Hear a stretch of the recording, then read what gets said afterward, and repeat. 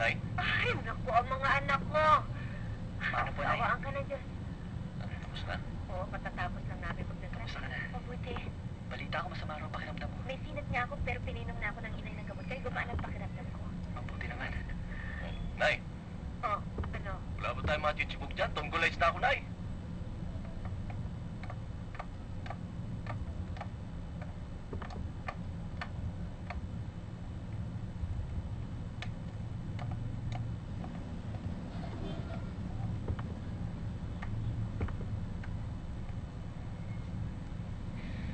Buisit! Buisit na lalaki yan. Dumating lang siya. Makikita niya sa akin. Itong si Rona, oo. Parang hindi ka nasanay kay Ross. Oo nga naman. Masyado ka namang mainipin eh. Darating din yun. Anong malay mo? Alam mo naman ang trabaho ng pulis eh. Maraming inaasikaso sa presinto. Ikaw naman oh. Basta hintayin mo yun, darating yun. Diyan ka na nga. Ang tagal niya kasi. Huwag mong initan yung ulo mo. Darating Eh, niya. lagi na lang siyang ganyan eh.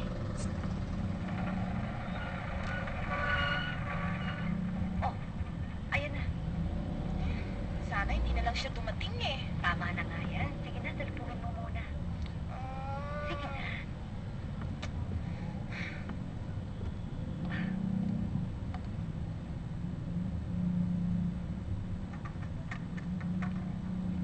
Rona?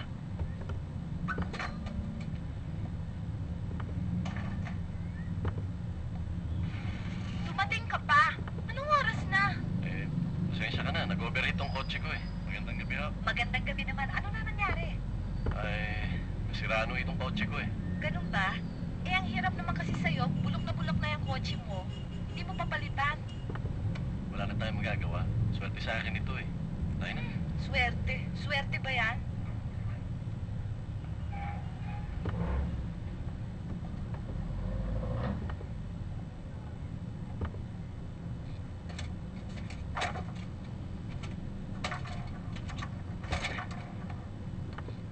Sige, huy, naalis na ho kami. Kayo, ha?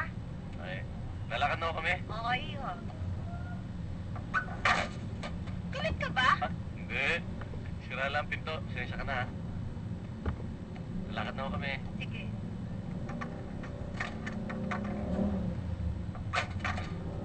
Oh, ngiti naman. Pasensya na. O sige na. Baka magbago pa isip ko eh.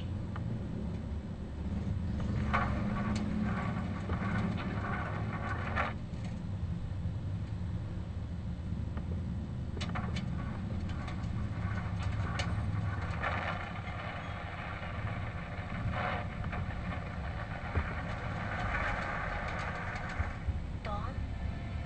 Tom? Huwag ka sana mabibigla, ha? Bakit ano yun? Buntis ako.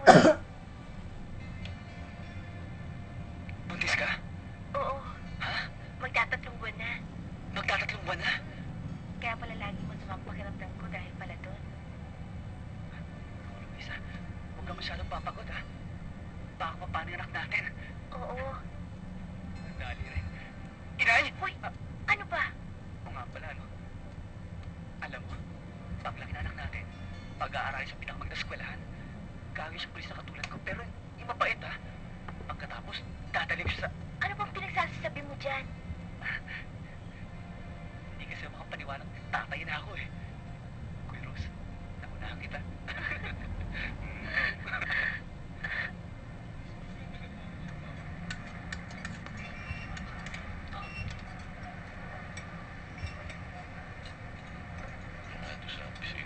Tata Rose, Tata Tom, buti nakita ko kayo. Ngayon ako pa kayo hinahanap eh. Kaso kayo na. Sige, tubig na lang. Baka hindi pa, kumain ka na. Ano ba ang problema? Hinahanap kayo ng Joey nyo. Importante raw. Bakit daw? Juan, ako na nga mismo ang nagsadya rito para kausapin ka. Ayaw mo ba? Mr. Cordero, ilang beses ko bang sasabihin sa inyo, hindi ko maring pagbiling lupang ito. Hindi kita maintindihan, Juan. Hindi naman maliit ang tawad ko sa'yo. Ayaw mo ba niyan? Magbubuhay milyonaryo ka. Hindi mo na kailangang magsaklay. Magpagawa ka ng artipisyal na paa. Kahit na anong gustuhin mo, mabibili mo. Magbubuhay-hari ka. Ha? Oo nga. Makakapagbuhay hari ako. Pero saan naman titira itong mga kawawang ito? Saan? Saan, Mr. Cordero? Juan, huwag ka nang magpakabayani. Ha? Total, wala ka namang puhunan sa lupang ito. Galing lang naman to sa pangungurakot mo. Sa tapang ng apog mo, nung pulis ka pa. At saka, Juan, hindi na usong bayani ngayon. Hindi na sila binabaril sa luneta. Pinuputol-putol na lang ang katawan. Inilalagay sa sako at itinatapon sa ilog. Gusto mo bang matulad sa kanila? Mr. Cordero, huwag na tayong magtakutan. Matagal na akong takot eh. Tabi! Ano nangyayari dito? Sabi dyan. Chong, bakit to? Ito kasi si Mr. Cordero. Pinipilit-pili ng lupa ko. At palisin daw ang mga tao dito. Totoo yan, Tata Tom. At pinalalayas nga ho niya kami eh. Gusto kami palisin? Hindi totoo yan. Bakit?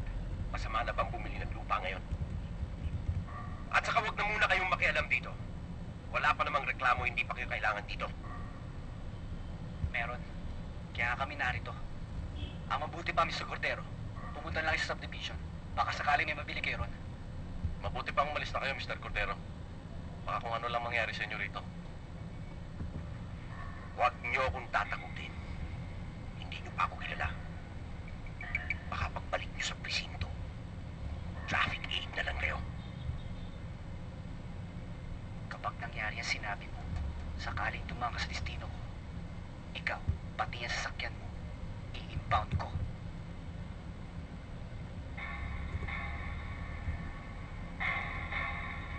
Juan, pag-isipan mo mabuti ang sinabi ko sa'yo. Mga bata, tayo na!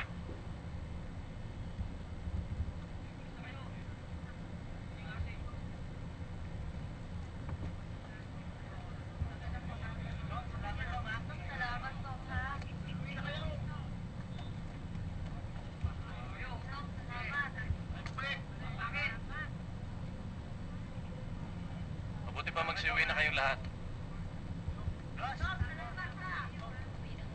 Sige, o, Nana.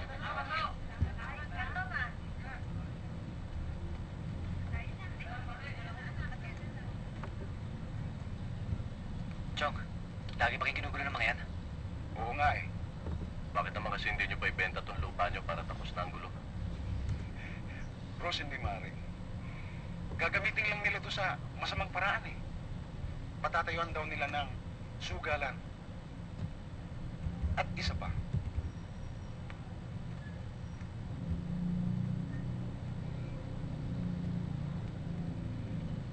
Paano maliliit? Ang mga kapuspalan. Saan sila pupunta? Saan? Kawawa naman sila. Sila na lamang nagpapagaan sa bigat na aking dinadala.